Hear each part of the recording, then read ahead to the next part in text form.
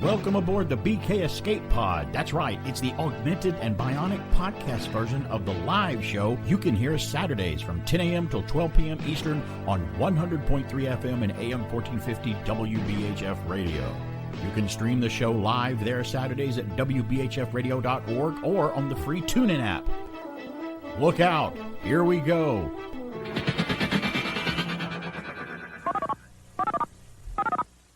America, America, God shed his grace on thee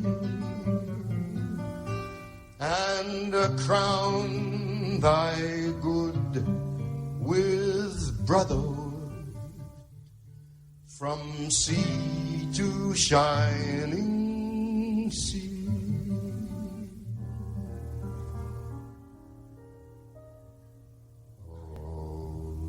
Beautiful for spacious skies and the waves of grain, your purple mountains, majesty, above your fruited plains, America.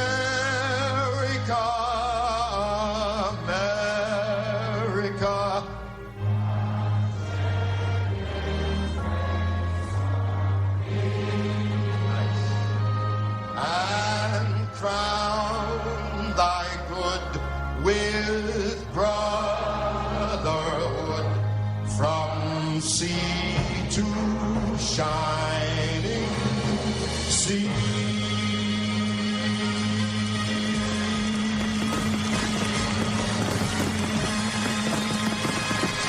That's right, old Blue Eyes himself, Frank Sinatra. A little different opening to the show today because of what the date is. Today, September 11th, 2021. I had to recheck the calendar yesterday because I heard that the anniversary was coming up for 9/11. And I'm like, really? No, it's not been 20 years since 9/11. And I looked at the calendar and I'm like, oh, yes, it has been 20 years. So that's something that, and Alan Sanders is here with me.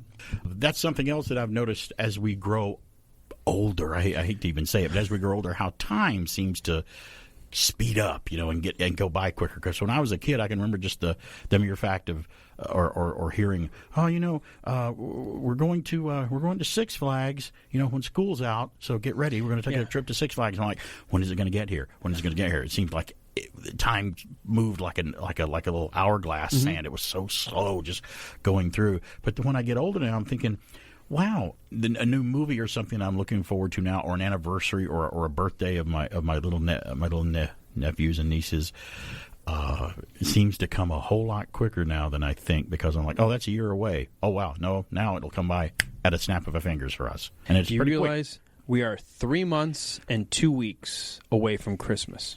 No, I don't talking that. That's the thing. Yeah, that's scary to me. That's like it's for me now. It's like, oh my God, it's going to be here any minute. And talking about 9/11, it amazed me just listening and gathering everything in it. And you're going to hear tributes all day for that. We'll talk about it on and off here, and I wanted to open with that. But I do like to be a release valve of what's going on in the news and stuff. So I want to continue the show as usual today, because we have along with 9/11, we do have other anniversaries to talk about today, and we're going to talk about all of them that I think are prevalent to the show. But I was amazed at how, and we talked about this earlier off air, it amazes me how much technology has changed in 20 years since 2001. I mean, in 2001, we're not sitting around with smartphones looking at YouTube videos and live news feeds in 2001. We just didn't have that. We were all still gathered around a television, a radio. We did have the internet, and we could look at things on a computer, but it wasn't like it was kind of now. A fledgling thing, It was on its way, but it had none of that. And social media really hadn't even started. I think MySpace was in its early. I don't even know if I had MySpace at the beginning of 9/11. It may have been shortly after, but think about it. We didn't have all of the social media. We didn't have YouTube where you could upload video instantly. Right. We didn't have live streaming. You weren't live streaming from your phone. At that point, social media was still, hey, Alan, did you hear what happened to this guy? Let me tell you what happened. Social media was when you met at the movies and had a conversation. Yeah. And it was it's just 20 years ago, just a scant 20 years ago. But as you and I know, 20 years in technology time is a lifetime, because things happen in technologies like a couple of years ahead. Things change, and you get a new phone, and things change. To help put that in perspective, when I was first with IBM, well back in 93, 94, the average lifespan of a computer before you would need to replace it, because technology had so outpaced it, was 5 years. You could wait 5 years to buy a new computer that would be significantly faster or have more things. But you were like, if it was only 2 years old, you're like, it's still pretty fast. Now it's down to like 3 to 6 months before the next innovation outpaces your machine. Are you kidding? I had a Mac. I had an Apple Power PC that was like the pizza box drive with the screen set on top of it. I had that thing for years before I replaced that. For years. And even the little SE30 black and white Macs that you remember very well. Even in the 90s and up to 2001, some of those little square SE30s were still being used in companies just as servers. They were just using them as servers because they would work. It's just so wild to see how things change technology. And so fast. It's like it's what do they call it? Like, when you graph something that is I forgot the term. Like if it's just like for a 1-to-1 ratio, it's a perfect diagonal line across your chart. Right. But if it rises geometrically, it turns into a curve where it goes faster and faster and faster in a shorter amount of time. Right. That's what we're seeing with the computer age. It's you just explained to me how a CVT transmission, the new transmission technology, works instead of regular automatic transmissions for a car. Don't know why that just hit me, but when you did the ramp, the little curve. Old transmissions were like if you look at some steps that you walk up. The first gear, click, goes to the second gear, click, goes to the third gear. You feel it changing. Well, a CV transmission, which stands for continuous variable transmission, it doesn't change gears. It gives you the illusion of doing it, but the revving of your engine just goes up because it's going. The engine, it's just changing. It's run with a giant like rubber band thing, and that's kind of how that works. I don't know why that went into my head right then, but it really did. It was a perfect explanation of that. But yeah, a lot of things have changed in 20 years. You're obviously welcome to call in today with your 9/11 memories, 770-386-1450. We'll certainly take your calls and talk about it. But we got a lot of other anniversaries to talk about today. I'm going to talk about the anniversary of Star Trek. Star Trek was released September 8th. 1966. Granted, the anniversary was this week, but we'll cover it today because I don't know about you. I think I can speak for Alan. Star Trek plays a little part in our lives. He just recently watched the old classic television show, and we're Star Trek fans, and it was a big piece of entertainment that's still around to this day in some form or fashion. There's one of my it's no secret that one of my favorite rock bands of all time is Jeff Lynne's ELO, Electric Light Orchestra. They had a great album that was released in September of 1976, the bicentennial. And the album was called A New World Record, one of their biggest smashes here to put them on the map as a force in rock and roll. We're going to talk about that album, play a little bit of bumper music off of that. And Shazam. Shazam premiered this week, the TV show in the 70s that I used to watch every Saturday morning. We've got Michael Gray, who played Billy Batson, scheduled to call in. It's not the first time he's checked in with us. He's a good friend of ours. And he'll call in after the 11:30 Eastern time and to talk about it. And I got some questions for him and some things he might have coming up in the convention appearances. Shazam, I can't believe 1974 is when that premiered. Anniversary Day, a lot of anniversaries today. It's BK on the Air. Introducing Macintosh.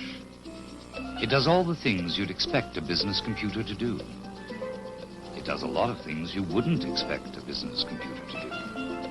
And it does some things no other business computer has ever done before. Of course, to do all this, you will have to learn to do this. Macintosh from Apple. You remember Goldilocks, the kid who used to take her meals at the Three Bears place?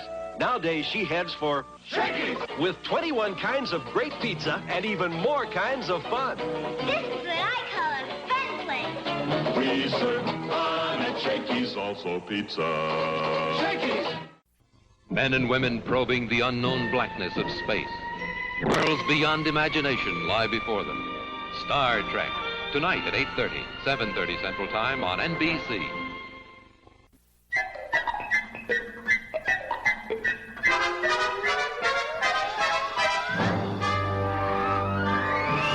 to shows about movies and comic books, heroes and crazy news, I tune into BK on the Air from 10 to noon Saturdays.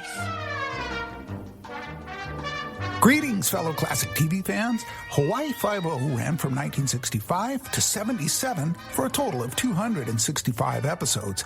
Besides the legendary performances of Jack Lord and James MacArthur, one of the outstanding supporting actors was Cam Fong Chun as Detective Chin Ho Kelly. Although Cam was born and raised in the Hawaiian paradise, his young life was hardly that.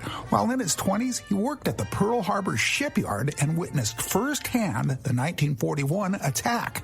In 1944, two B-25 bombers collided in midair directly over his house. Sadly, although he survived, his wife and two young children did not. Emerging from the tragedy, Chun pursued a career in law enforcement. Little did he know his 16 years on the Honolulu PD would eventually pay off in another big way. After retiring from the force, Chun dabbled in real estate and other odd jobs, including being a DJ. He also developed his acting skills on the community theater stage. Unbeknownst to him, in 1968, Cam's real estate partner signed him up to audition for a part on a new TV show titled Hawaii Five-0. According to co-star Kono, the fact that Chun was a former cop clinched the deal, claiming he was a natural. So for the next decade, Cam Fong played Chin Ho Kelly, and his only requirement was to shorten his name. In 1997, he was asked to reprise his role for the 5-0 remake. Reportedly, producers had lost sight of the fact that Chin Ho had actually been killed off in the show's 10th season. Cam's actor son, Dennis Chun, had a recurring role in the 2010 Hawaii Five-0 reboot. He has described his father as a deeply compassionate man, and in the case of actor Cam Fong, you could easily say that from the ashes of adversity, a phoenix truly rose. This is Pat McCormick with your Retro TV Trivia from the Golden Rage of TV. You can also find me on YouTube, Facebook, and Instagram at Golden Rage of TV, and on Twitter at Golden Rage of TV1. And now back to BK on the air. Thank you, Pat McCormick, for taking us into the golden rage of television. Love Pat. You ever heard the saying, if you're saying something or talking, and especially us in radio, if you're actually speaking and talking and you need to sound happy, if you smile while you're talking, you do sound happy when you talk, when you actually either feel good or are smiling at the time. Again, that's what I feel with when Pat's talking. I think he's smiling the entire time he's talking. And he probably is, because on his videos, he's very chipper and upbeat about smiling and stuff. Totally. So. I don't think he's done a somber episode ever. Me either. But it may be coming. Who knows? But yeah, we're glad to have him on the air every Saturday. You know what I've forgotten to do for him, and I just keep forgetting to do it, is I've forgotten, and I'm going to try to do that this week and take care of this oversight, because I forget things. Sorry. I'm just waiting for that day to forget. What's my name? What's my name again? I have yet to pose with his T-shirt on and post a photo of it. I'm going to do that this week, because he's got some great Golden Rage of TV T-shirts that he sent us, and you did it. He does it. A lot of celebrities that he sent them to that he knows and corresponds with have put their T-shirt on and put it on social media. I need to do that. And it's not about me. I'm doing it for him, and I'm going to do that this week. I'm going to have Mrs. BK snap a picture of me with it on. I thought about doing it, just in my underwear, but I'm like, no, I'm not going to do that. I'd rather you not. I'm not going to do that. Rather not. Certain things I just don't need in my. I've got from the waist nonsense in my head. Don't need that. I'll do it from the waist up and do everybody a favor. You know how they say that your dreams only are what you've actually either thought of or experienced? Right. There are sometimes I dream things and go, I don't remember where any of that would have come from. Right. How is that possible? And you and I are really good about thinking of something and it's a joke. And it's like, hey, wouldn't it be funny if we did so-and-so? And go, yes, it would, but we're not doing it. Yeah. We stop ourselves just short. A lot of people don't do that. They take it a step further and go, right. Oh, we shouldn't have done that. And a lot of them are screenwriters. This sounds really cool in the room when we're talking about the movie, but once we watch it, it's really stupid. So, yeah, we'll do that. A lot of anniversaries this week. I'm gonna get into something now that's been a big part of my life since I was a kid. Star Trek, the original television series, premiered this week on September the 8th in 1966. That means Star Trek is as old as I am now. It's 55 years old. Double nickel. I've got Star Trek by a few months. I was born in February, so I'm a little older than Star Trek, believe it or not. You can literally say you were alive before it debuted. But I believe it or not, Star Trek, the animated series, which was on NBC, started in 1973. It premiered on September the 8th, 1973. I have no idea if they planned it that way or not, but it premiered on the same date. With Filmation Studios. Well, it probably makes sense when you think about the television calendar. Remember, there used September to be things was called the month, start of the fall schedule. Right. So, but it was the same day, September. Same day. They may have done it on purpose. I never looked up why they did it, but I actually discovered Star Trek through the animated show. I saw it first. I'm like, hey, I mean, isn't that what we do? We watch cartoons first as a kid. I'm like, wow, this is kind of cool. But you know, got pointed ears and stuff. Mine is the exact opposite. I found out there was an animated show after being first hooked on the series on TV, only because spaceships, aliens. I didn't know what I was really watching. I remember my dad would turn it on and go, "Oh, you're watching that? Okay, well, it'll keep you here for an hour. Just sit there and watch it." But then when I saw the cartoon, I was like, oh, these are the same things I used to watch on TV when I was a kid.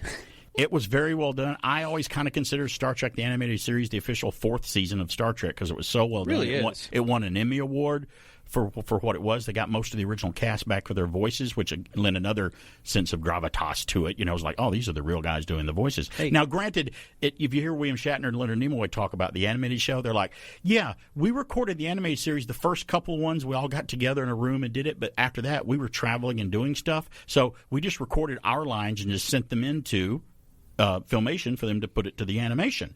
And Shatner goes, yeah, I'm surprised that my voice didn't echo a couple of times because I did it on the toilet a few times.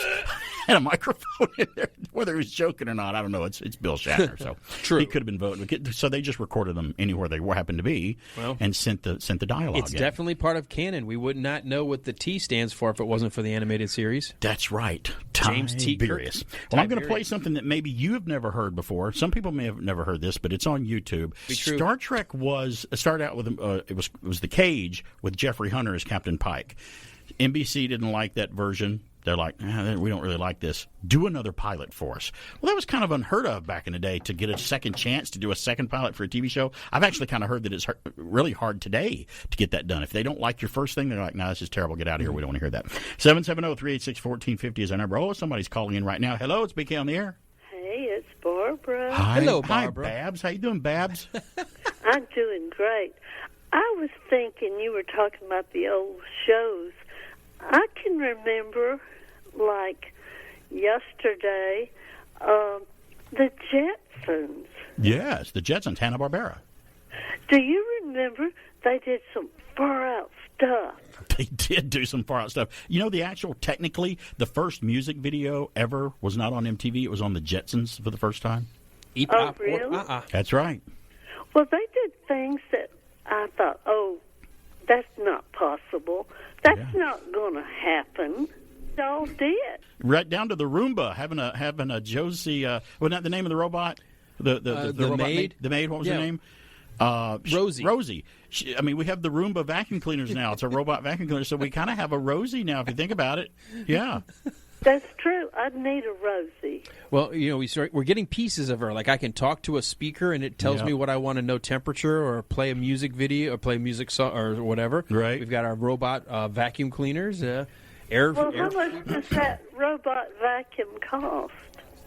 Oh, they're all different models now. You can get lots of them. I have the knockoff one that doesn't work really well at all. So, you can buy some really cheap knockoffs for maybe $50, and then the really nice ones maybe more like $200-$300, and then like top of the line up to $600. The ones that have like little decks that it parks into and then empties itself for you. You don't even have to empty it. But as we all well know, if you have kids, that's free. Kids vacuum for free. Just got to make them do it. Kids are not free. Got to make them do it, though. Once you have them, once you're there, just make them do it. So much. That's part of their pay. High blood pressure. That's part of their pay. Loss of hair. I wouldn't know. I'll tell you something funny. My son came to visit me. Yeah. And he said he was going to trim my shrubbery. Yeah. Which I thought was great because my yard man said he could no longer trim shrubbery because he's allergic to bee stings. Right. So was my dad. So my son came up to trim my shrubbery, and he brought along his daughter. Unfortunately, who's 23, I think, and just graduated from college. Yeah, she's old enough to vote, yeah. And I had taken them out for lunch for a nice Mexican dinner. Yeah. And then we came back for my son to trim shrubs. And I said to my granddaughter, I've been having problems with my hand. Would you do me a favor? Would you mind running the vacuum cleaner? Yeah. And? She looked at me like I was from another planet. Oh, wow. She looks like you're an alien from the Jetsons. Wow. Yeah, and you know what she did? She messed your vacuum cleaner up because she didn't know how to operate it. You'll never guess what that girl did. What'd she do? She was sitting on the couch. She proceeded to lie down, close her eyes, and go to sleep. Wow. Doesn't surprise me, though, a little bit. I'm not surprised. It should be surprising, but it's not. Yeah, I believe it. Yeah. I'm just speechless. Of course, I agree. We're coming up at the bottom of the hour. Babs, good to hear from you. I appreciate every time you call. Okay. Bye-bye. All right, later. Bye-bye. Yeah, I think I've done that before. I've done that before. I think well-trimmed shrubbery is an important thing. Me too, and I also think that as a teenager, I may have laid down on the couch and not done a chore or two and everything, and not did what I was supposed to do or whatever. Hey. And she wasn't a teenager; she was 23. But I was a big fan of that phrase. You know, if you've got one of those tiny decks, right, you trim the shrubs, it looks a lot bigger. That's very true. Not so much clutter in the way. The size of your house too. It can make that plays a lot into that as well. Makes it feel more kempt. A lot of editing on the podcast later when I put this together, and you can hear it as a podcast. I do wow in the background. I'll put something somewhere, that's for sure. To say that you behave childishly is an insult to children everywhere. You're in the hands of an adolescent. We'll return after these messages. I can be any kid on the block. Oh, yeah? Yeah. They're slugging it out. A left to the jaw, and... Oh, my block is knocked off. But you can press it right back on. It's Rock'em Sock'em Robots. Press this lever. He throws a right, the other a left. Knock his block off. You're the winner. Wait till next time. You can Rock'em Sock'em with the Rock'em Sock'em Robots. By Marx. Ben Franklin, you've discovered electricity. No, something really shocking. Look, Carefree sugarless gum here, Trident here. Both cost the same, yet Carefree gives you 32% more gum by weight than Trident. And Carefree's taste, electrifying. Ben, the electricity. I'll think about it in Washington, A.C. That's Washington, D.C. Get more gum with Carefree. Now in bubble gum, too. More gum. Carefree sugarless gum.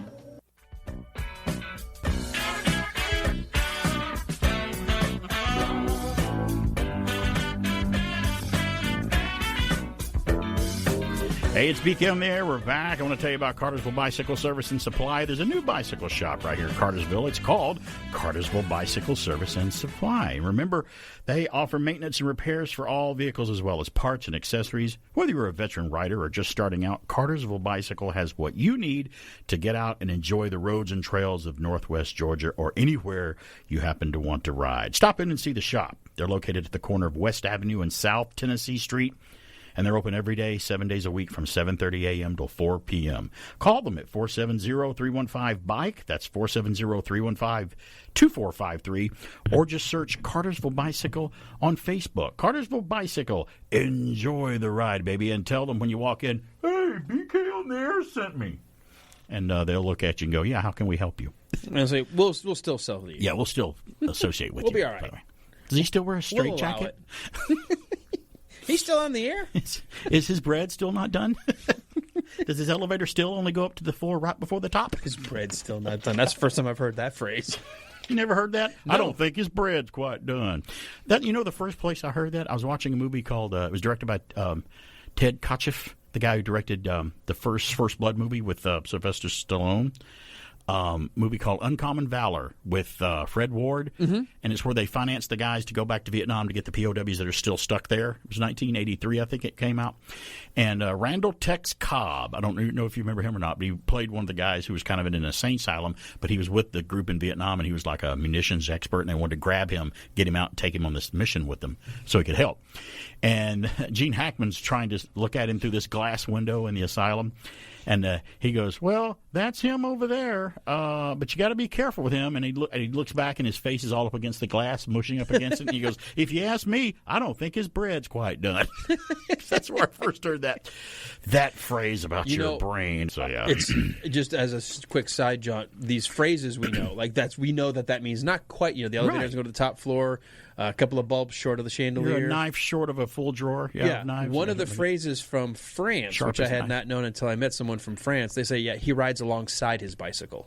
I've never heard that. Okay. And even if you've never heard that, you're like, I kind of understand. I think I understand what you mean. He doesn't actually ride his bike. He rides alongside it. In school, we used a non-PC one in school back in the day. We used to say, he rides the short bus. Yes. We know what that meant. I don't mean anything by it today. I'm just telling you, for history's sake, that's what we used to say. The context. It's all about context. And stuff like that. So, speaking of mentally challenged, it's time we...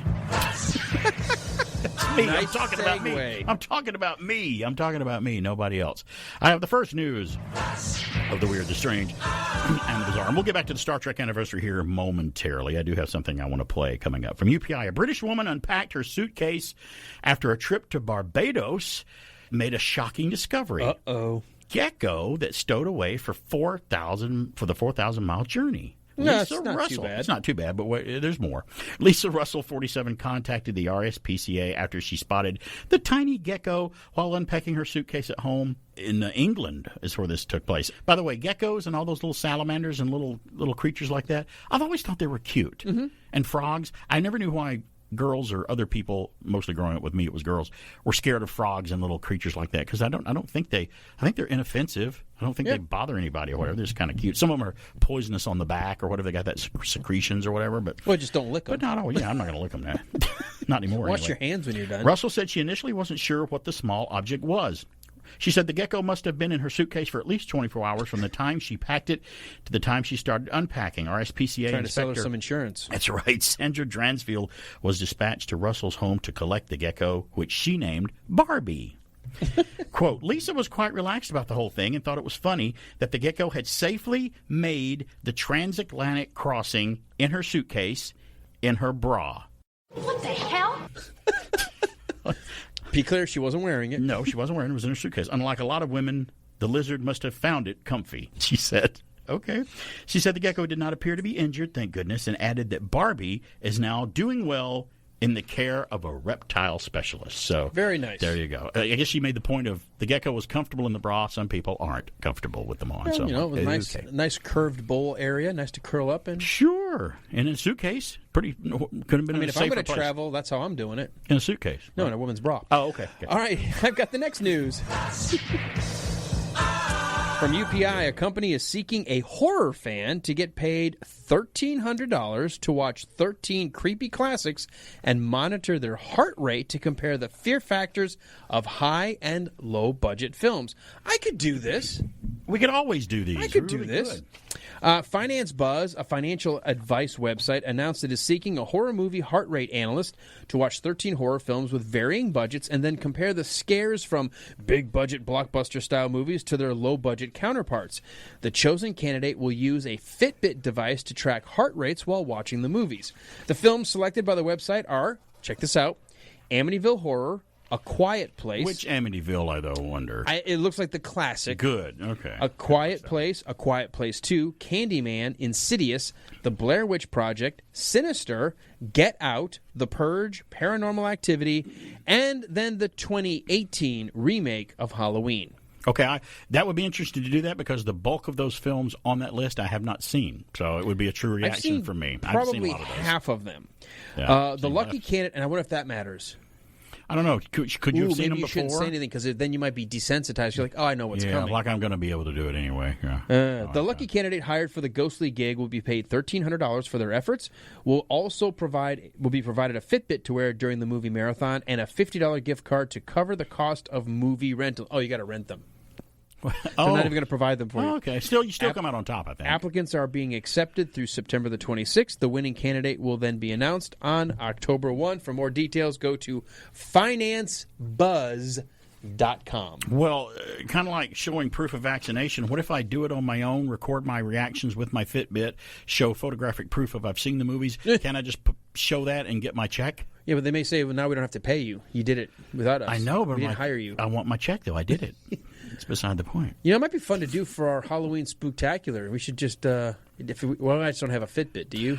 No, I never done it. And I was told if I ever had a Fitbit, because my wife wanted to give me, she got a new one and replaced her old one. She goes, you want my old Fitbit? I'm like, I would put it on the dog and let her run around the backyard and impress you with how many steps I got. That's how I would use it. I don't want it. No, I don't want things screaming on my wrist to tell me to exercise and what to do. I can do Get up and move. Own. I can do that on my own. Look, I've already seen Full Metal Jacket. I don't need one of those in my life. You amphibious piece of... that would be great to have R. Lee Ermey screaming at you from a Fitbit. That would be funny. That would be to get you motivated to go.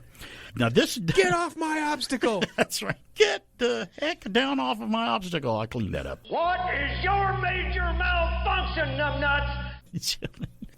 Talk about a role, man. And he could do it so well because he was a drill sergeant back in the Marine Corps. This is from UPI. This story starts out very interesting and powerful, but it kind of loses steam the more I go into it. How's it starts out.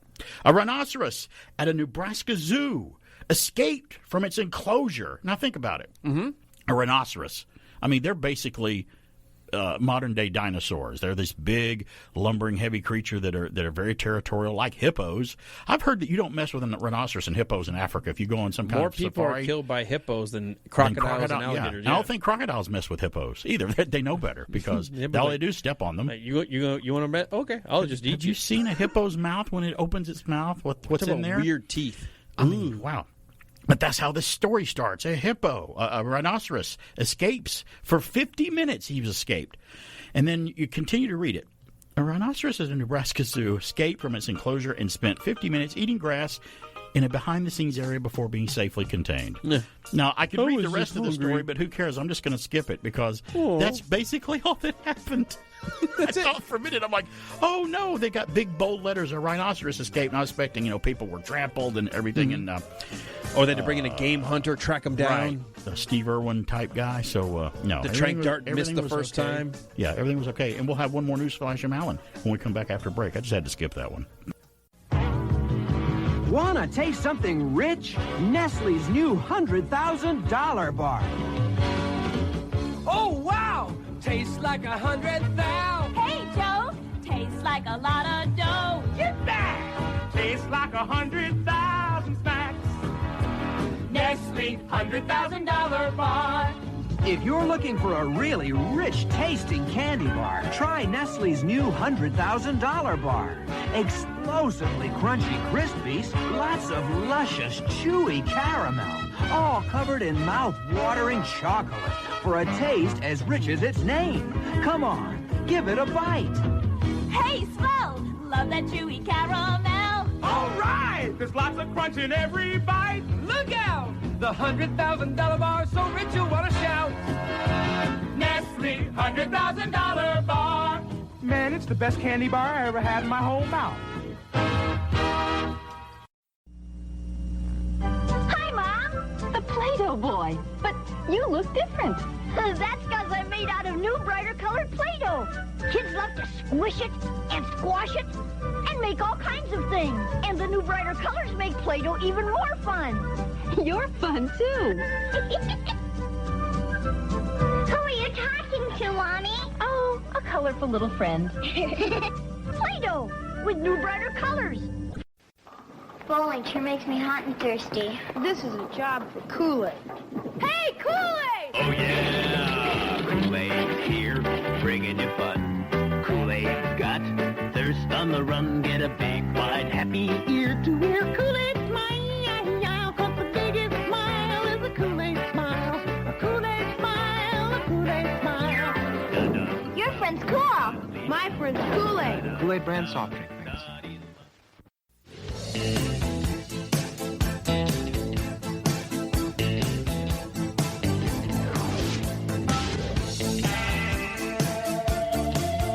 Hey, we're back. It's BK on the air here on AM 1450 and 100.3 FM WBHF. A lot of anniversaries we're going to get back to today, including Star Trek, which debuted on September the 8th, 1966.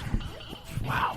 Really? 55 years ago for Star Trek, which has been a big part of my life for years. Before we get to that, though... Yeah, we have one more remaining news flash. Let's get to it. A 14-year-old aspiring engineer in New Jersey used a 3D printer to create a prosthetic hand for a friend who is missing multiple fingers on one hand. Sammy Salvano, age 14 of Medford, said he spent most of the summer designing and 3D printing the prosthetic hand for his friend, Ewan Kirby. Kirby and Salvano's invention allowed him to pick up his mother's car keys for the first time. The homemade device offered a low-cost alternative to commercial prosthetics, which can cost anywhere between $3,000 and $30,000. Sharon Salvano, Sammy's mother, said the boy has had an inventive streak for his entire life. Salvano, who is entering the 8th grade, said he hopes to attend Drexel University and pursue a career in engineering. And that's another part of technology that if you told me that years ago, or anybody that years ago, we're going to be able to 3D print just about anything that you can think of. I'm like, no, that's like a replicator from Star Trek. We cannot do that. Hey, another Star Trek reference. Nearly close to what? Yeah, it's a very crude, early replicator. But I know people that when they do, like, they build their robots or they build whatever, like even like the R2D2 fan club, the Joy fan club. They all have 3D printers so they can make their own customized parts for those droids. They can build gears and sockets and prosthetics. They can make everything they need. Instead of having to buy it for a lot more money, they can just design it and print it. And there are different 3D printers that cost different prices. I mean, more intricate ones are very expensive. Still. But Sequoia Con over at the Sequoia Library in Canton, Georgia, we did a little convention appearance there once, and that's my first time I ever saw a 3D printer. They had one in there, and I'm like, so how does this work? And she put it in there and showed me, and they printed out a Lego piece or something like that. I'm like, and I'm holding it in my hand. I'm like, this is a Lego piece. You just made this in this 3D printer. I could believe it. I thought it was great, but part of me couldn't believe it. I'm like, you got to be joking.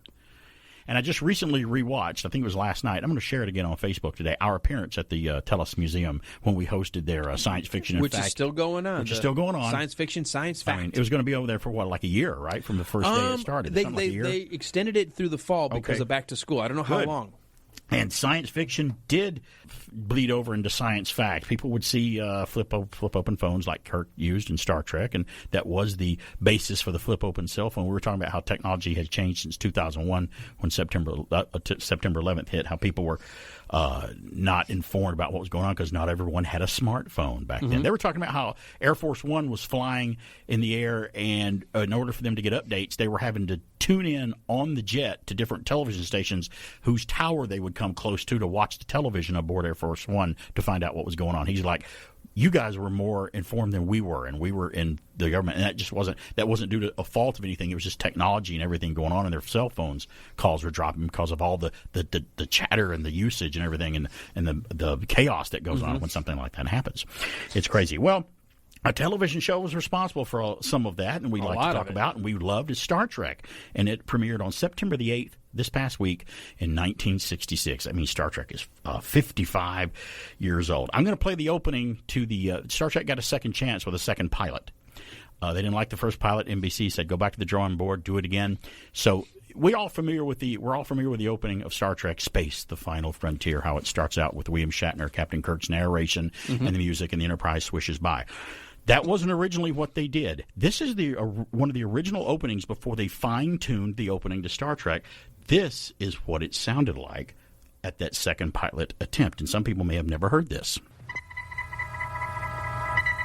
Enterprise log, Captain James Kirk commanding. We are leaving that vast cloud of stars and planets which we call our galaxy. Behind us, Earth, Mars, Venus, even our sun are specks of dust. The question, what is out there in the black void beyond?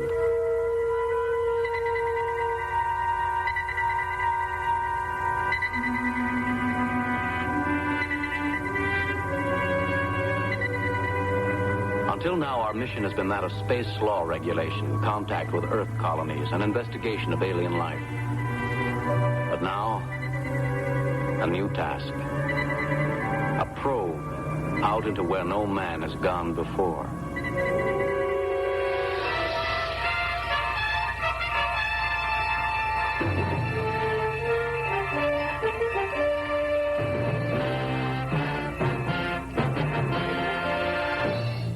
And you can go on YouTube and check that out and see it it's got the Enterprise coming by really slow, and the Star Trek font hadn't been created yet, so it's just Star Trek in block letters come out.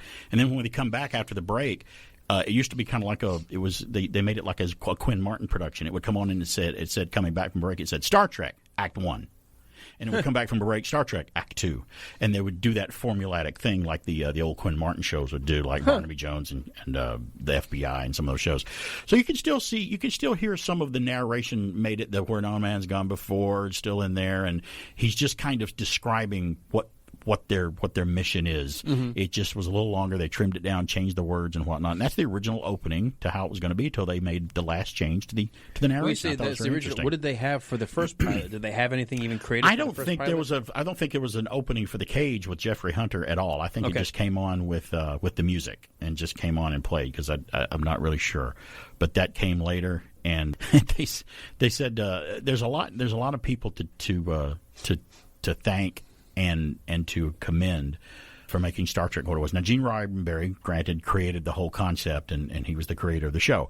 But a guy named Matt Jeffries came up with a lot of how the show looked, the sets, the Jeffries tube where they would walk through that little hole that Scotty would go in, and they used that a lot. That was named after him, the guy on the show that worked on the show, the Jeffries tube. There was a guy named Wah Chang who came up with the ship designs like the Romulan ships and the Klingon ships and worked on it. And he'd worked on The Outer Limits, another sci-fi Twilight Zone type show back in the day. And Gene Kuhn, a guy named Gene Kuhn, came in on the second season of Star Trek and was really one of the unsung heroes of that show. He created the Klingons, or I think he was on the first season. He came on the first season. He created one of their nemesis, Klingons. He goes, these guys in the show need someone to fight. They need a villain of some kind. We need some conflict. Because Gene Roddenberry had a grandiose idea of having, well, it's the future. We don't use money anymore. We've bettered ourselves. Everything is wonderful. Well, if everything's peachy and wonderful in a society and you don't have conflict, you don't have much to do with the story. Yeah, you're just like, we're just flying around having a good time, kumbaya, it's a wonderful, peaceful place. Where that's true, they did reach that on Earth. It was everyone come together on Earth. But then they went out into the galaxy and found out, not everybody's like we are on Earth now. A lot of people are villains and want to try to take over people, and they're terrorists and they're bad guys and stuff. That's called conflict and good versus evil. That's kind of what you need for a story. And that's what Gene Kuhn did. He fleshed out the characters and did a little good job. And Shatner and Nimoy are very need to be credited, too, with coming up for a lot of things that happened in the show, too, because they had their own ideas. They got to know these characters so much where they'd get a script from somebody who wrote one, and they'd go, now, wait a minute. I play Spock, Leonard Nimoy would say. I play Spock. I know Spock. He wouldn't do this or say this. Let's change this part of the script and make it more like continuity based to where it makes more sense. And Shatner would do the same thing. He's like, listen, I don't think Captain Kirk would do this because he did this 4 episodes ago. This is going against what he did. Just change that one part of the script. And they were really key with their input on that. And that's great. The stuff that we now think of as Vulcan, if you watch that For the Love of Spock, the documentary done by his son, the Vulcan nerve pinch, the idea of paralyzing somebody, that he came up with. How do we... He did. He's like, hitting somebody over the back of the head with a revolver, but that's more of a Kirk thing. Revolver. Yeah, it was a phaser, it was with a revolver. That would hurt, too. I think revolver would hurt worse, probably. And then the idea of being able to merge minds and be able to read thoughts. I was like, he just said, this seems more in tune with maybe a logical, very intellectually driven race. I was like, that is so cool. He gave a great explanation on one of his interviews. He goes, yeah, you want me to come back? It was the episode Enemy Within when Kirk was split into 2 from the transporter, making a good Kirk and an evil Kirk. Mm-hmm. Now, this started the first time it was used in an episode called The Enemy Within. This was our version of the Dr. Jekyll and Mr. Hyde story. What happened was there was a malfunction in the transporter, and when Captain Kirk was being beamed aboard the ship, the transporter split him into 2 personalities. So we had 2 Kirks on board now, one evil and one good. there was a scene written where there was a confrontation between the two. And the evil Kirk was holding a phaser on the good Kirk and was going to kill him. Now, the writer had intended that Spock would sneak up behind the evil Kirk and hit him over the head with the butt of his phaser. And I was a little offended by that. I thought, this is the 23rd century, and playing a Vulcan, we should have some more sophisticated way of rendering a person unconscious. And I said that to the director. He said, what do you have in mind? And I said, well, Mr. Spock has gone to the Vulcan Institute of Technology, and he's studied the human anatomy very carefully. Also, Vulcans have the ability to project a certain kind of special energy from their fingertips, which, if it's properly applied to certain pressure points on the human neck and shoulder, the human will be rendered unconscious. He said, let's try it. I discussed it with Bill Shatner, and he knew exactly what I had in mind. And when I came up behind Bill and I put my hand on his neck and shoulder, he really sold it. It was his reaction that makes you believe that it really works. Yeah, and they say when you wake up after a Vulcan nerve pinch that you feel rested and very good because it made you feel great as you were unconscious. It supposedly it was only painful when it happened, but when you wake up, you're supposed to feel better. I'm like, well, that's nice. I would need one every now and then. That would be nice if my wife could do that sometime. You know, I need a little rest. Got some tension right up here. Can you knock me out with the neck pinch instead of with a rolling pin on my head? That would be a whole lot better. That tends to linger a little longer. That tends to leave a knot up there that raises up like a cartoon knot. Star Trek played a lot of... how many lumps? It was really great. 3 or 4. They should have done more with him. He was a funny character. They could have kept with the lion. A whole lot of love. Wait, I'll help myself. Good old Star Trek. Happy anniversary. We might talk about more Star Trek stuff on and off because it's gone on for years, and it's still going on. Star Trek is not going anywhere as far as I can tell. Think about it. 9 spin-offs, 13 major motion pictures, right. And still going. And now 3 new shows coming out, or 4 rather. So Prodigy, Lower Decks. One would argue maybe Discovery. One of the most successful shows of all time as a result. I think it probably would, too. It's BK on the Air. We'll have more when we come back. For you parents who don't speak Klingonese, he's saying, people of Earth, unite and bring your kids to McDonald's for a Star Trek meal. That's a regular hamburger, fries, soft drink, a McDonald's and cookie sampler, and a Star Trek prize. Oh, yes, 5 different boxes based on Star Trek the Motion Picture. Action scenes, jokes, games. He says, take it from a father who knows. His kids love him. McDonald's Star Trek meal available for your kids now. Peanut butter. Chocolate.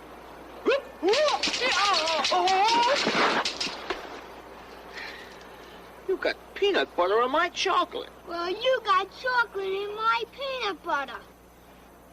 Bravissimo. 2 great tastes that taste great together. Reese's Peanut Butter Cup. Real milk chocolate. Good old-fashioned peanut butter. Reese's Peanut Butter Cup. Hey everyone, Alan Sanders here. And BK on the Air. We're here to tell you about the fun, informative, and entertaining Saturday morning talk radio right here on WBHF. It's everyone's favorite Saturday show, Waking Up with Alan from 7 a.m. to 10. Wait a minute. Just hold your horses there. I think everyone knows that BK on the Air is everyone's favorite show on Saturdays. You know, folks mostly tune in to wake up and hear me on Saturday. No, sir. I'm kind of the fun bowl of cereal for breakfast, and you're the cup of coffee. Iron Man. Captain America. Chocolate. Peanut butter. Addams Family. Monsters. Why do you always have to make such a big deal out of everything? Hold it. You said peanut butter, and I said chocolate. Yeah. Oh, yeah. 2 great shows that sound great together. Well, back to back. We're the peanut butter cups of Saturday morning. Tune in to Waking Up with Alan from 7 to 10 a.m. And me, BK on the Air, 10 a.m. till noon. Listen on our website at WBHFradio.org or use the Tunein radio app. On 100.3 FM and AM 1450 WBHF. That's a fake laugh. It's real. Stand by to receive our transmission. BK on the Air here. Let's do a little Understand History while we've got time before we go to Channel Star Wars. On this day, September 11th. Yeah, it is September 11th. 1941, the construction, and how amazing that this happened on September 11th in 1941. I don't even know if Alan knows this or not. Construction of the Pentagon begins in Arlington County, Virginia on this day in history. Wow. September 11th on 1941. And it was completed January 15th, 1943. 1946, the first mobile long-distance car-to-car telephone conversation happened in 1946. Car-to-car telephone in 1946. It was that long ago when they first They called them started CBs later. They did, yeah. And they only had about like 3 mile range. 1954, the first Miss America TV broadcast happened on television, and 19-year-old Lee Merriweather of California was crowned the 27th Miss America on that broadcast of Miss America. You may remember Lee Merriweather going on to be in Barnaby Jones. She played Catwoman in the Adam West Batman movie from 1966, and she also played on a Star Trek episode called That Which Survives. She played a hologram female whose touch would kill you immediately if she touched you, and on Star Trek, so she's got a Star Trek connection too. And she was a guest panelist on Match Game as well. 1967, a television show debuted on this day in 1967. The Carol Burnett Show on CBS premiered on this day in 1967. I was a big Carol Burnett fan. What a great variety show that she had.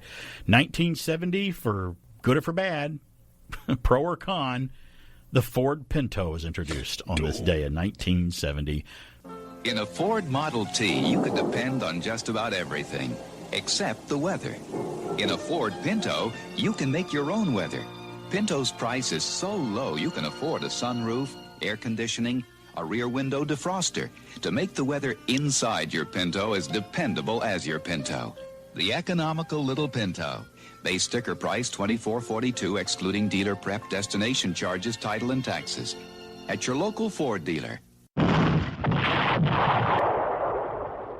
Best joke about the Pinto is in Top Secret. Top Secret. It's just the absolute best. They're in a Jeep running away from the Nazis. But remember how they do it. They hit the brakes at the last second, like, oh, thank God. And then all of a sudden it goes, ding, just taps it and blows them all up. Top Secret, underrated Zucker Brothers movie. 1974, television premiere of Little House on the Prairie is their anniversary today as well. And, I always classified Little House on the Prairie as a Western.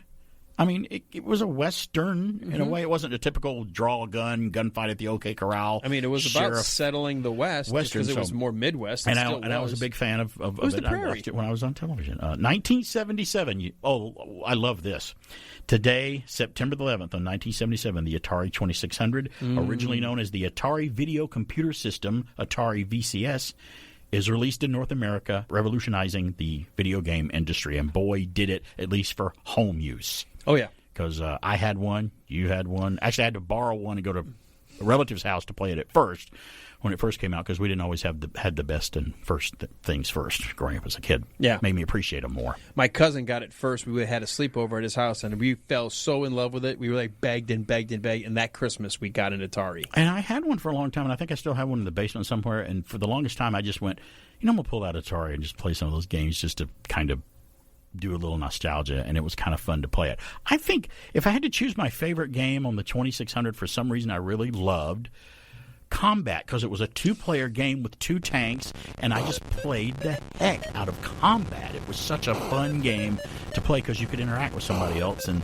I discovered profanity and new colorful metaphors with young friends of mine in the 70s when we would play Combat, especially when you get hit and that giant noise would happen. We would play the Outlaw. And remember the one where it had like the Western border in between, and as you shot it, you realized it was rolling up through the screen, and you slowly ate away at it with your bullets to try to get holes through the wall to eventually try to then hit the other person.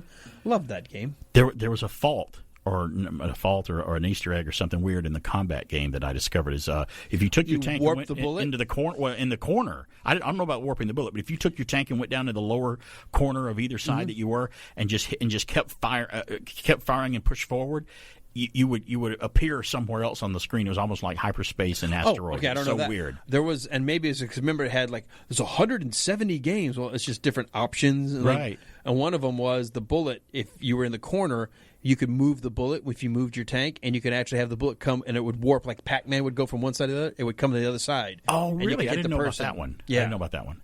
Another great one I used to play was called Yar's Revenge. Yar's Revenge.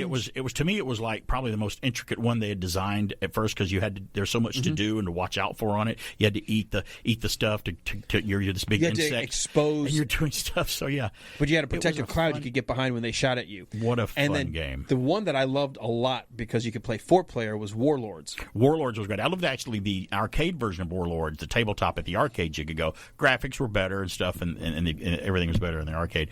But Warlord was great because if you played it by yourself, you're playing against the computer shooting at you. So that was always fun too. Computer playing games and arcade games like that, the Atari 2600 or whatever you're doing, it really was really more fun when you could have several players with you at once, like your friends and stuff. It was fun to it very much entertained me and my brother many hours. So bravo to Atari for introducing us to home video systems like that. 2001, September 11th. We've been talking about it. You're going to hear about it all weekend about this. 2 passenger planes hijacked by Al-Qaeda. Terrorists crashed into the World Trade Center towers, causing the collapse of both and the deaths of 2,606 people. Also, terrorists hijacked a passenger plane and crashed it into the Pentagon, causing the death of 125 people. And an attempt by passengers and crew of the United Airlines Flight 93 to retake control of their hijacked plane from terrorists causes the plane to crash in a Pennsylvania field, killing all 64 people on board. So I told you it was very powerful. Last night I was driving by Kennesaw Battlefield Park in Kennesaw, Georgia, which is a beautiful park they have there. It's a Civil War battlefield park where a lot of Civil War things happened. But they have a giant field there where people could put out, blankets and walk their dogs and stuff. But it's a really big field. Well, they had set up lights across the street to shine on the field because it's usually completely dark at night because the park closes and, it's completely dark. And they block it off or you can't go into the park when it's closed.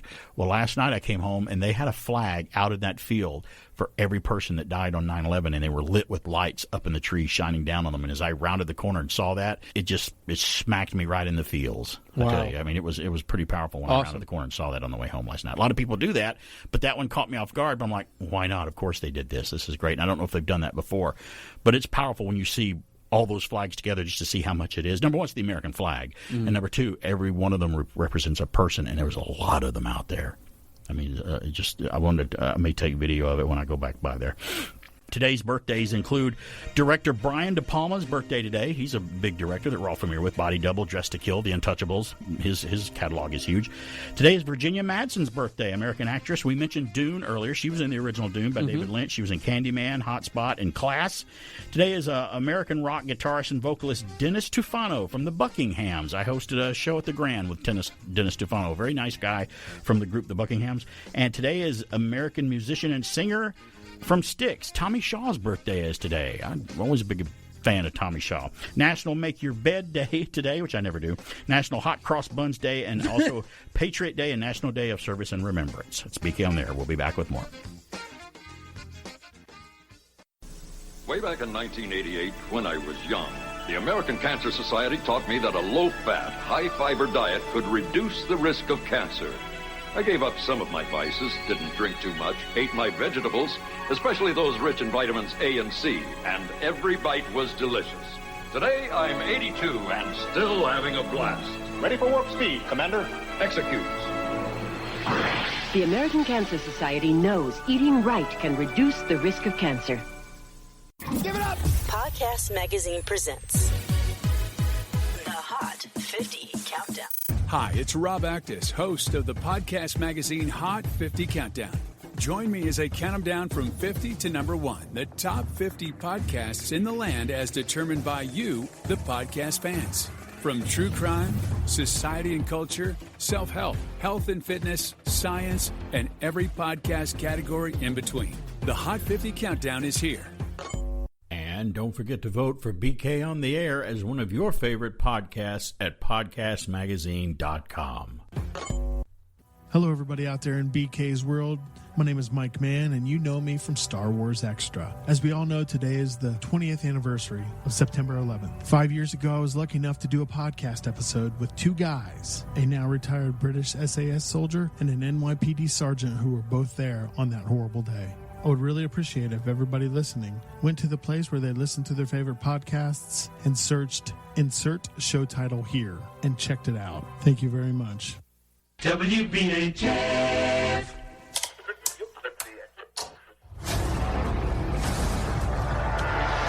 Welcome once again to Star Wars Extra, sponsored this week by Club DJ, The Vineyards at Theed, and Channel Star Wars, bringing you the latest from the Star Wars galaxy. I'm Mike Mann. Hello there. This week, Lucasfilm and LEGO released a trailer for their upcoming Halloween special, LEGO Star Wars Terrifying Tales. In the second holiday-themed special from the Brick Realm, Poe Dameron and BB-8 make an emergency landing on Mustafar and seek help from Grabella the Hutt, who has purchased Darth Vader's castle. Deep within the Dark Temple, they meet Vinay, Vader's trusted servant who made an appearance in Rogue One. Much like Cavan Scott's Star Wars, Tales from Vader's Castle, IDW comic specials, Vinay narrates horrifying tales from the dark side, only this time in animated, studded fashion. The LEGO Star Wars Terrifying Tales trailer is available on YouTube for your viewing pleasure and will debut on October 1st, streaming exclusively on Disney+. My lord, Director Krennic has arrived. Also this week, Lucasfilm Games released the trailer for the upcoming Star Wars Knights of the Old Republic remake. In what is already a digital masterpiece, Remake takes Knights of the Old Republic to an entirely new level of visuals and gameplay. While yes, we already know the storyline, as the game features the rise of the Sith, this updated version has some new hidden gems, along with Star Wars Extra's personal favorite, the Dark Lord Revan. Speak for yourself, Star Wars Extra writer Jason Gaylord. Give me Darth Malgus. Star Wars Knights of the Old Republic remake will debut exclusively on the PlayStation 5 platform, while the simply amazing trailer is available on YouTube. And now, finally, we have returned. And last up this week, Grogu will make his way to New York City this Thanksgiving at the Macy's Thanksgiving Day Parade.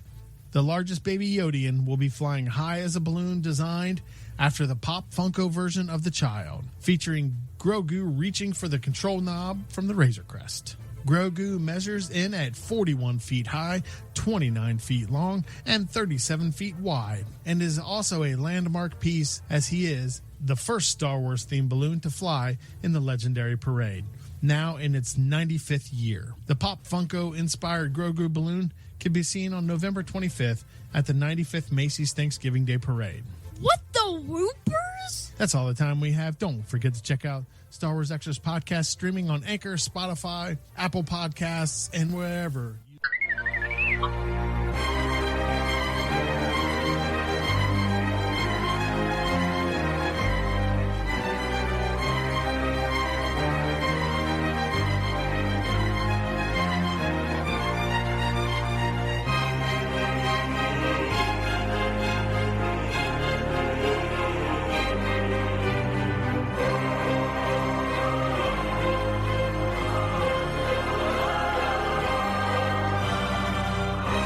First heard this album in 1976. It's ELO, Electric Light Orchestra's A New World Record, and this song told me all I needed to know about this group.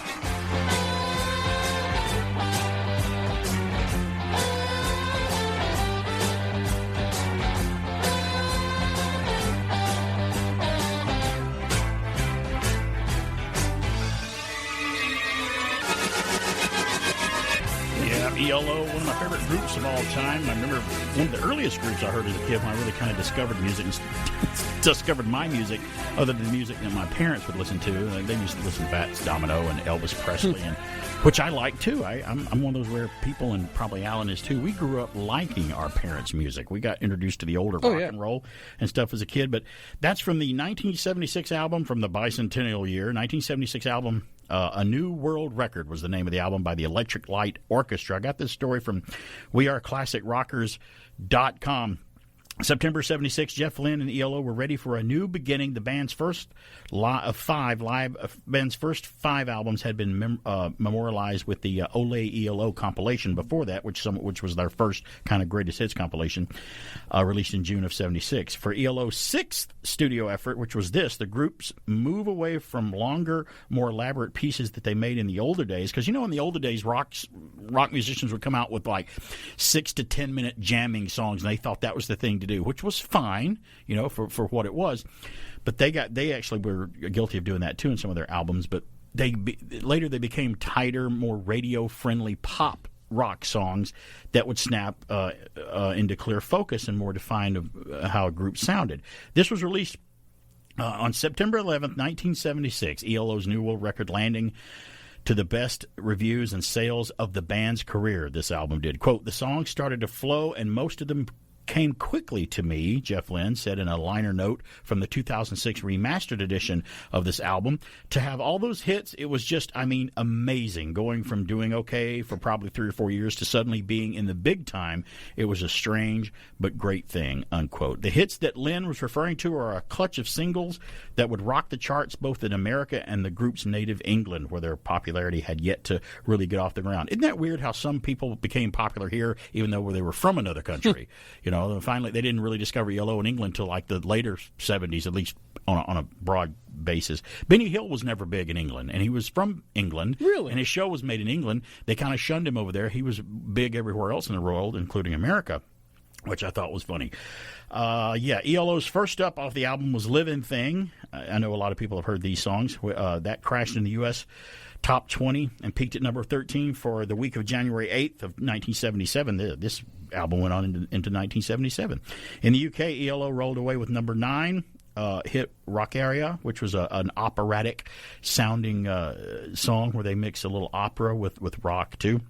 A lot of groups have done that. They've fused different things. We talked about that a few weeks ago. Steely Dan took jazz and brought it into rock and roll. To me, and Pink Floyd did this as well, would mix orchestrated, broad-sounding orchestra, classical-sounding stuff with rock. And the Beatles did it too. They weren't the first. But to me, ELO and Queen were the 70s groups that really took that operatic rock orchestrated orchestra sound and mixed it with rock and roll, which was to me a stroke of genius when you mix together, because good music is good music when you crash it together and bring them all together. Now, next up off the album was a single called Do Ya. Everybody's heard Do Ya. It's one of the ELO's biggest rockin' songs they ever did. It's a reworking of a song Jeff Lynne had brought to his previous band before ELO called The Move. The Move did a version of Do Ya, and Jeff Lynne revamped it for ELO. The ELO version made a strong run on the charts, climbing as high as number 24 for the week of April 2nd, 1977. And another hit off the album was Telephone Line. However, it proved to be the biggest single from that album, released in May of 77. And the next year, the song soared right to the top 10 and reached number 7 on the Hot 100 chart for a whole week of September 24th, which was the next year, was 1977 for them. A New World Record proved to be just the breakthrough ELO was looking for, cruising all the way to number 5 on the Billboard 200 for the week of January 8th, 1977.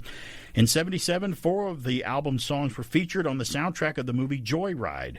In 2006, the album was remastered and released with a bonus track on Sony's Epic Legacy imprint. I'll just give you some numbers on A New World Record.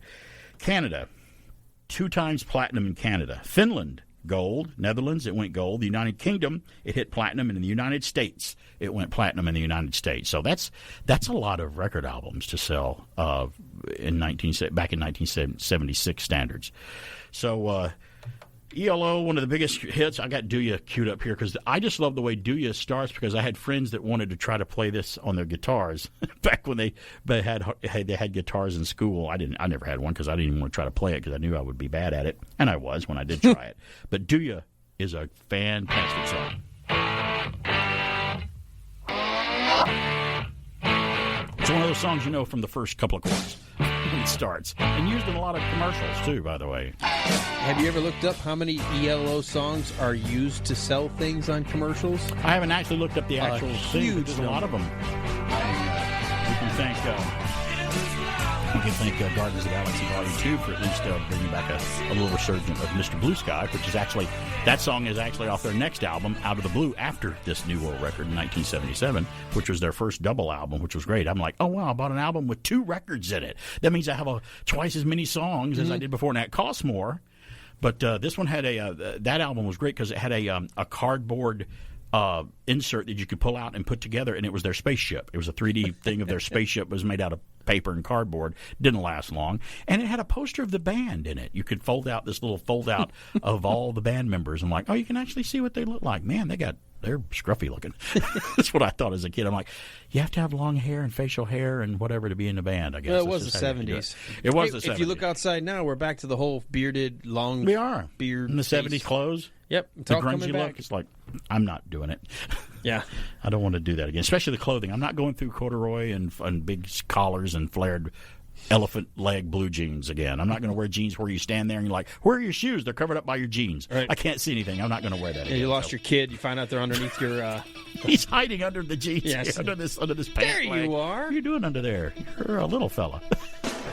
So, music, all these anniversaries today, you know. And we got Shazam anniversary. We've got Michael Gray coming up after this break, and we'll hear from Michael Gray talking about his television series Shazam he was on. But I loved ELO, loved it. I know that Rush had an album. A lot of albums came out in September. Many years going down the line. And I don't know if I'll get to it by the end of the show, but Phil Collins is having to give up his drumming due to a health problem with Genesis. I want to talk about that too. Maybe we'll squeeze that in. Another great group that sounded great. Speaking on there, we're going to take a break, but we'll be back with more. And Michael Gray from Shazam coming up.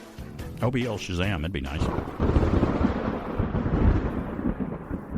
Next, another interesting story that's in the news.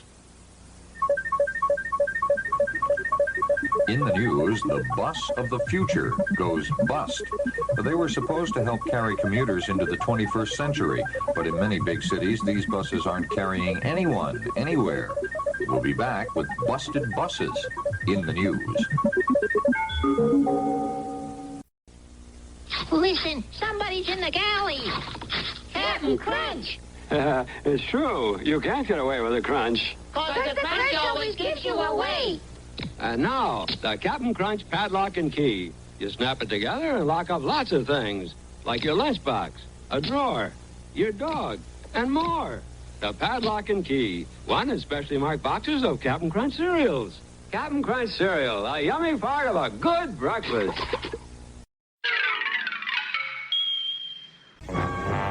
Chosen from among all others by the immortal elders Solomon, Hercules, Atlas, Zeus, Achilles, Mercury, Billy Batson and his mentor travel the highways and byways of the land on a never-ending mission to right wrongs, to develop understanding, and to seek justice for all. In time of dire need, young Billy has been granted the power by the immortals to summon awesome forces at the utterance of a single word. That's right, from 1974, the Shazam TV series, and I sat in front of the TV and watched Shazam every Saturday morning with my big bowl of cereal, and I loved doing it like you wouldn't believe. We've got Michael Gray coming up. He's best known for his portrayal of Billy Batson in the 70s Filmation series Shazam. From 72 to 73, he appeared as Ronnie Collins in the first season of the NBC sitcom The Brian Keith Show, starring Brian Keith and Shelley Fabre. He also appeared as Marsha's boyfriend, Jeff, in the 1973 episode of The Brady Bunch. He's been in Marcus Welby, MD, The Flying Nun, Room 222, and the TV movie with Burt Reynolds called Run, Simon, Run. He's also made voice appearances as the fictionalized version of himself, TV's Michael Gray in Archer. He also won the TV Star of the Year Award in 1974 and in 1975 in Germany by Bravo magazine. So, and Mike, I got Mike on the line right now. Hey, Michael, how you doing? I'm doing well. Thanks, Barry. Yeah, it reminded me of the old days, and I love it. Well, you know, I can't believe I'm old. Neither can we. And I found out I got a few months on Star Trek, because Star Trek premiered this week, too, in 1966. I found out that Michael Gray and I, little did I know, we had so much in common. Listen how many things we have in common. Michael was a teen beat idol, and I was at, well, no, not that. I can't do that. No. I was not a teen. Okay. No. Michael starred as a superhero on television in the Shazam TV show, and I starred in it. No, I don't have that in common either. Wait a minute. I'll get it. Oh, Michael is married to a lady named Stacy, and I'm married to a lady named Stacy. That's what we have in common. I knew I'd find it if I just thought of it. I know, Barry. It seems like we've been friends for decades. It's really weird. Well, little did I know that watching you on every Saturday morning the way I did on CBS with Filmation Shazam, I'd be corresponding with you and call you friend later on in my later years in life. You know, the internet and the way we communicate with people now, I have that to thank. I don't think I've ever had a really bad experience with the internet. It's always been positive. But someone asked me the other day, they said, listen, when you get Michael Gray on the air, ask him about the TV show and have him go through, tell us what it was like on a typical episode. Like you'd get the script and you'd start looking at your lines and stuff. How would you go on Shazam with CBS and Filmation Studios? Take us through a step-by-step journey on how you would do that to put an episode together. Well, normally we would shoot sort of like from sunset to sunrise. Oh, excuse me, the opposite. Sunrise to sunset. So I'd get up around 4:30 in the morning, get in my car, and drive to location, because everywhere we shot was on location. So I'd probably get on the set around 6 o'clock.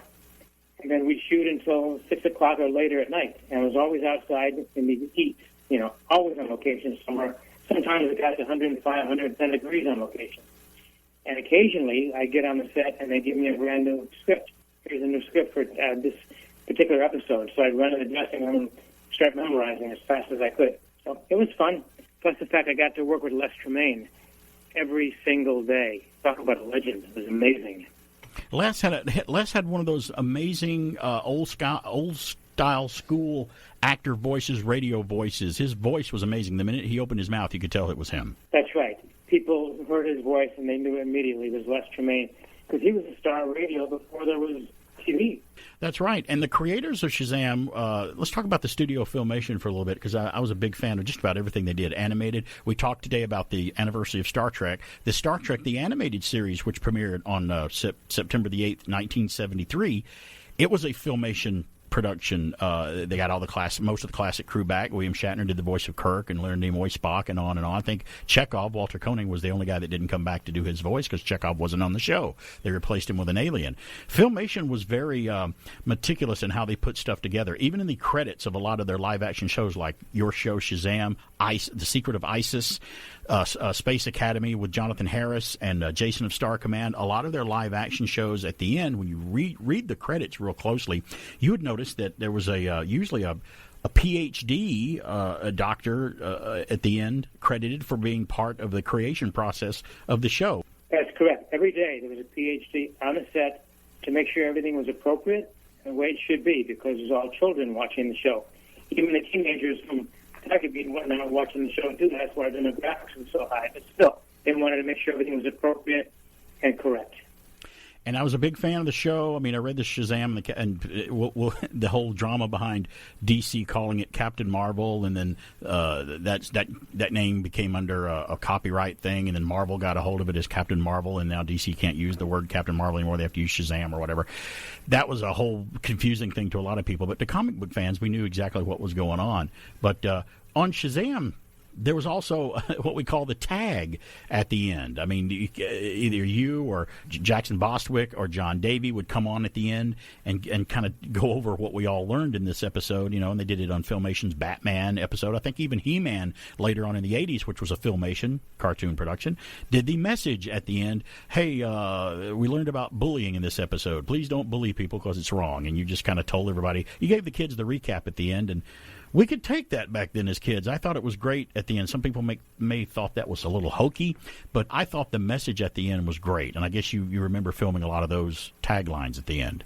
I did, and every show had a moral value, which we could use today, obviously. And every time I do a Comic-Con, people in the 50s and 60s who watched the show tell me how much they loved the moral values of each show, and the fact we did a little tag at the end. And a lot of people would tell me, literally, at every Comic-Con, I had a horrible life, I was abused, I was bullied, I was beaten up, my parents were alcoholics, whatever the case may be, they all thank me very much because they say Shazam got them through their lives. I even had people tell me occasionally I was considering killing myself. I was so abused and beaten up, and it was a horrible life, but Saturday morning TV and watching Shazam kept me going. So, and the moral value is they appreciated it, so it still makes me feel really good when I hear that from people. Heartwarming, actually. Well, TV plays a big part in people's lives. I remember the Star Trek cast talking about how DeForest Kelley would go, I've had people come up to me and say, I've gone into medicine and became a doctor because of you. I became an engineer, they would tell James Doohan, because of you being an engineer on Star Trek made me want to go into it being an engineer, or watching Star Trek made me want to go work for NASA, or it's got a big impact. So I think there's a responsibility for people to make some good quality entertainment like that. I don't know of anybody that ever came up to William Shatner and said, hey, you made me want to go kiss green women for a living. But somebody probably did do something like that. But yeah, or be the commander of a ship in the Navy or something like that. You made me to go on to be in the military. So I want you to catch everybody up what you've been up to lately. You've been convention hopping here and there. I see you appeared with John Davey, one of the Captain Marvel actors on the show. You've been a lot going on lately. Catch us up with Michael Gray. What's been going on? Well, I was doing a lot of Comic-Cons. Unfortunately, because of the pandemic, they pretty much stopped for quite a while. I just signed to do another one this coming July. I can't tell where it is yet. All I can tell you it's in the Northeast. And John and I are actually doing a virtual GalaxyCon October 8th. at 3 o'clock. So the two of us are going to do a Comic-Con from home, which is interesting as well. But I've also done 3 episodes of Surge of Power movies where I play Willie B., which is a takeoff of Billy Batson. I just shot one about a month ago. A short subject movies, superhero movie, a lot of fun. And I was doing some Archers as well recently, but I haven't done one in about 2 years now. But hopefully I get to do more of those too.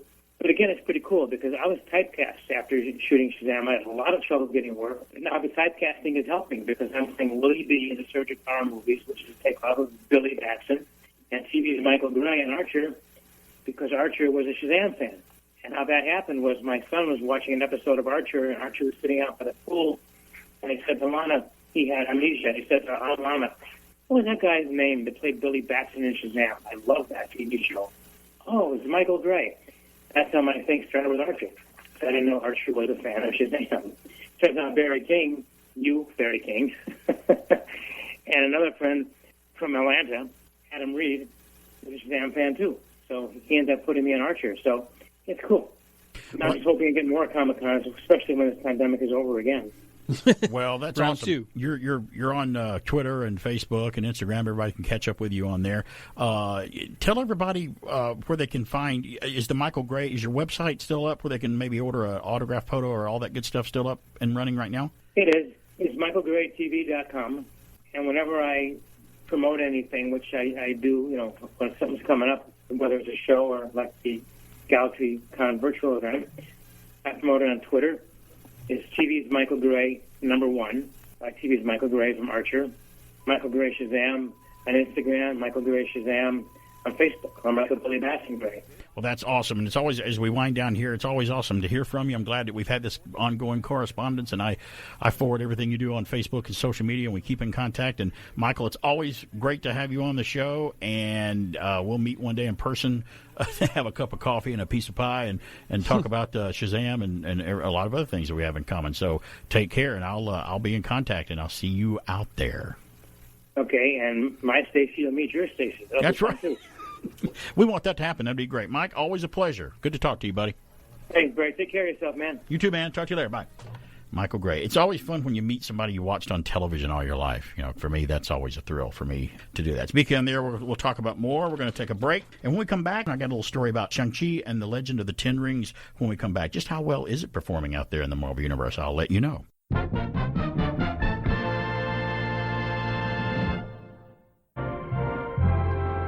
A poet named John Donne said, "No man is an island." What he meant was that we all need each other. There are a lot of things we can do by ourselves, and it's a good feeling when we can. But it's kind of foolish, and maybe even dangerous, to try to do something by ourselves when we don't know how. Asking for help or advice when we need it isn't a sign of weakness. It shows you're smart. See you next week.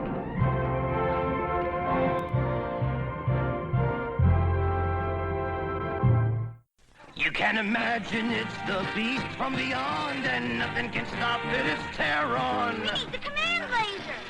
I stopped him. Oh, he's on the move again. Terron! Here comes Stupid Joe Commander. Joe's light stopped him.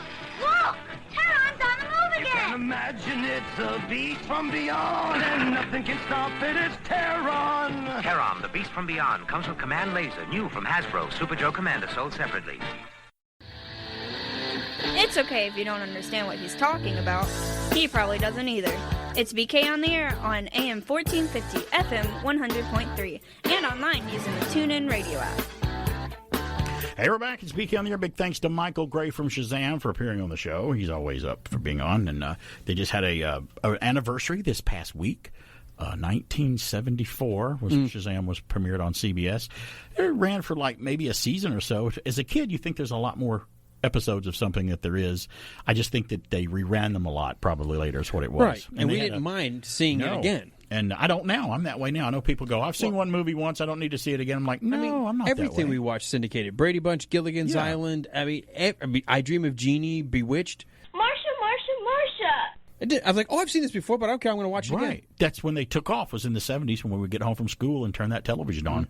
I barely remember Shazam because I didn't like a lot of live action stuff, but because he was a hero, could fly when he changed, and I would watch it. ISIS same way. Yeah. I don't know how, and maybe it ran as long as it did in Detroit, but I just only remember seeing every now and then. It's almost like it wasn't consistent. I was impressed as a kid by it because I kind of walked around with bragging rights to my mom, and I said, yeah, hey, you know all those shows that you watch that aren't cartoons? I watch cartoons, but I watch a show on Saturday now that's got real people in it. Yeah. It's a live action show like the shows you watch. And she goes, that's nice. Go rake the yard. Trash doesn't take itself. Floors get vacuumed themselves now, though, which is great. So, yeah. Hey, have you seen Shang-Chi and the Legend of the Ten Rings yet? I got a story from Variety from Rebecca Rubin. After its heroic opening weekend in North America, Disney and Marvel's superhero adventure, speaking of superheroes like Shazam and everybody, Shang-Chi and the Legend of the Ten Rings will have no trouble reclaiming the domestic box office crown. The comic book adaptation starring Simu Liu, I think is how you say his name, did eye a second weekend haul between $26 million and $34 million. Now, this story's from Thursday or Friday, was the latest that I had to talk about. That would mark a 55 to 65% decline from its opening, a standard drop for a Marvel movie in non-COVID times. Shang-Chi kicked off its theatrical run with $75.3 million in its first 3 days of release and finished the Labor Day holiday weekend with a record $94.6 million. Since then, the film has surpassed $100 million in domestic ticket sales, making it the fastest pandemic-era release to hit triple digits. Notably, Shang-Chi is playing only in theaters, and it isn't available day to date on Disney Plus, unlike Disney offerings Black Widow and Jungle Cruise. And I think that Disney is regretting that with the Scarlett Johansson lawsuit and everything else is going on. Maybe they've learned their lesson. Hollywood will be closely watching the second weekend, which is this weekend, results of Shang-Chi to determine the retention for a well-received theatrical only release. And I can tell you right now, just from the numbers already that I just reported, that it's very well box office returns. Now these guys may be looking at it going, well, maybe we should have just brought Black Widow out in the theater only first because we really messed up. Because I could have told them that before they even made the decision. Yeah, but you know what? I went to go see the Rush thing at the theater. It was only half sold, and one of the groups I'm involved with, it's like only about Rush and whatever, like one of the Facebook. So many people go, I wish I could go. I'm just too afraid. And there's still a group, huge number of people that are just, well, what was the point of getting the vaccine? What's the point of everything if you can't even go see something you love in the theater? What's the point of them wiping the seats down after every show with their wipes? What's the point of wearing masks? What's the point of everything? I'm just waiting. Here's what I'm waiting for when it comes to this, and I want to tell you. I want you to eliminate all risk of anything ever happening negative to me for the rest of my life. That's not going to happen. I've got news for him. That's not going to happen. Number one, you know as well as I do, COVID-19 ain't going nowhere. It's a fact of life. It's going to be something that we live with. We don't now. have the flu anymore. Oh, we don't? What did I have last February then? I think I had that. We don't have bronchitis. We got rid of all that. We only have COVID now. Colds and stuff. Yeah, we don't have any of that. No, it's not going anywhere, and it's going to peak, and it's going to go into valleys, and it's going to go back up and come down. Like everything. Isn't there something called the flu season? Yes. Don't just we do that? And you know how sometimes we have bad flu seasons where it's a really killer one, and then one where it's like, this is mild. I am not trivializing the seriousness of what happens, of the people who have passed away and have a bad problem with this. I mean, I know it's a problem. It's out there. I'm not burying my head in the sand. I'm just kind of facing reality and say we've got to get back to we're going to reach the point where we are treating it like, oh, well, COVID's like the flu. We just say, if you want to get a shot, fine. If not, I think the panic isn't over yet. Once this, hopefully this panic is over, we'll get back to all of that. We need to because I got to be honest, I had a blast. My brother had a blast. We went up there, had a great time. Met you know how when you go to a thing like that where everybody's sort of like a fan of the thing and you're you meeting meet like-minded people. You're meeting like-minded. So fun. I met this guy. They just heard me and my brother talking and he was like, "Oh, you guys are Rush fans too?" Like, yeah, we. He goes, "So where'd you grow up?" I'm like, "Well, actually, I grew up in Detroit." He goes, "Really? I'm from Detroit." And we ended up talking for about 20 minutes at the bar, waiting before they would open up the seats. We were at the movie tavern, so we're all having a drink. We're all just. Hey, we're social creatures. We like to get together and shared experiences. And you know what? Not to turn this too much the other way, but I know you're not a big sports guy, but when I watched the return of college football last weekend, stands packed. Oh, wow. See, that's great. I love that. And they're jumping and hooping and hollering and having that. And then to watch people lose their minds on social media, it's like, you know what? You don't have to go. Let them have their fun. Right. This is what we used to do. Remember, this was called living, and I like living. Right. Well, what you mentioned about meeting like-minded people at the Rush show at the theater, with social media now and the better way of communicating, things like that happen, and friendships start that way. It's very easy for contacts and people to talk about of a like-minded thing like that, and social media is always great with that. I love hearing the talk when we leave a Marvel film, hearing the audience discussions once it's over. I hear, oh, what do you think about that? Well, that's great. Well, that was an issue so-and-so of Shang-Chi, and I just hear all the talk, and it's from everybody from 70 years old down to 6 years old. I mean, it's really a great feeling when you get together and do that. It was fun watching, going to Fathom Events a couple weeks ago to see Star Trek IV, The Voyage Home on the big screen, and seeing, I'm like, this theater's packed. There's a lot of people in here to see this movie from 1986, Star Trek film. Of course, it's Star Trek. It's a popular franchise. But to hear them still laughing at the right parts, the same parts, saying, oh, this is awesome, blah, blah, blah, the whales getting sad when the whales are about to get shot. It was great to see that together. I don't mind a crowded theater when you're with people that respond appropriately, and we've said that before. Don't be making noise where I can't hear the movie, where there's a quiet part with your wrapper. Open your candy before the movie starts. But when you hoop and holler, when Captain America gets Thor's shield, or Thor shows up and wipes out a bunch of the creatures in Wakanda or whatever, when that appropriate moment happens, hoop and holler and love and laugh at the fun parts, because that's what I love about seeing it in a crowded movie theater. See, being involved in a concert movie, which I've never seen a concert movie in the theater. I've always gotten them on DVD or Blu-ray or videotape. That's the first time you'd see one in the theater. First time I go to a theater. It was great hearing people clap as if they were at the concert when a song would finish. People were going, whoa, like that was great. It was great. And you figure everybody that went anyway were Rush fans, because they wouldn't went to see it. Everybody. There wasn't anybody who walked in and goes, this is a weird movie.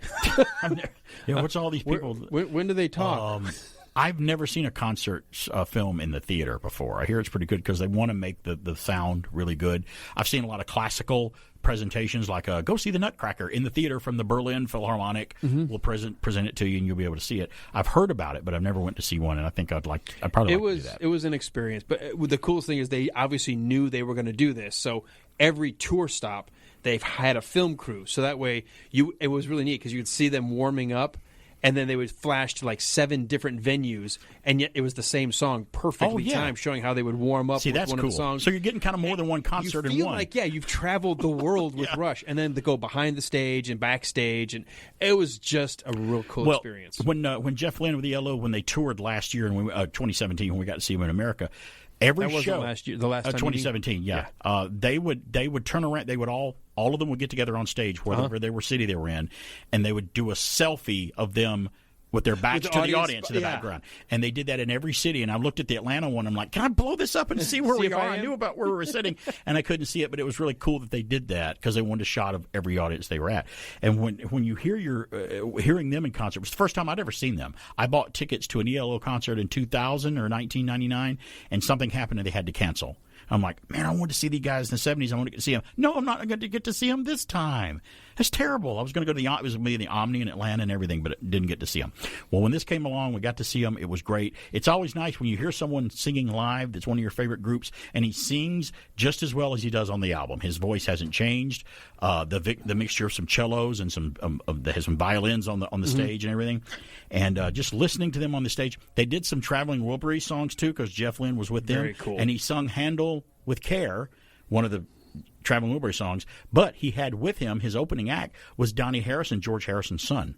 Was his opening act. And he's really good friends with him. He's been like a stepdad to him because he's known him for years. And George Harrison was friends with Jeff Lynne.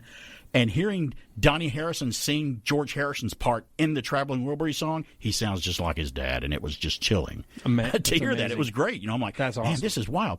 And that's why we go to live shows. Right. To experience. In person. Yeah. And I shelled out some money for this because it's not cheap. Concert tickets aren't cheap anymore. We bought tickets to this show a year in advance. It was a year in advance. We were sitting in a parking lot of a restaurant somewhere in Kennesaw, and we're like, why don't we all, it was me and a couple of friends and Stacy, we're like, why don't we just go see the ELO show? Okay, let's pick it up. And we sat there in the car on the phone looking at the seats that were available, and it was kind of a spur-of-the-moment decision, and we bought all of our tickets all together right there sitting in the restaurant, or that restaurant parking lot in the car, which shows how convenient it is. Then I saw the price. I'm like, oh, wow. Okay, well, it's worth it because I've never seen them, and I'll pay it. Put a little overtime in literally to pay for this one.